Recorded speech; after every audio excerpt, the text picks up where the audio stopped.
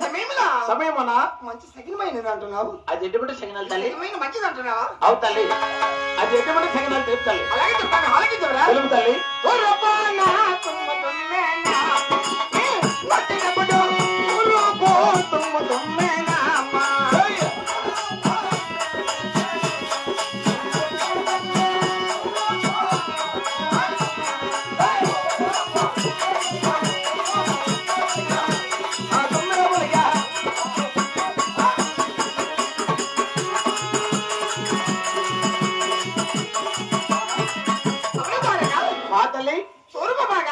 అవుతాలి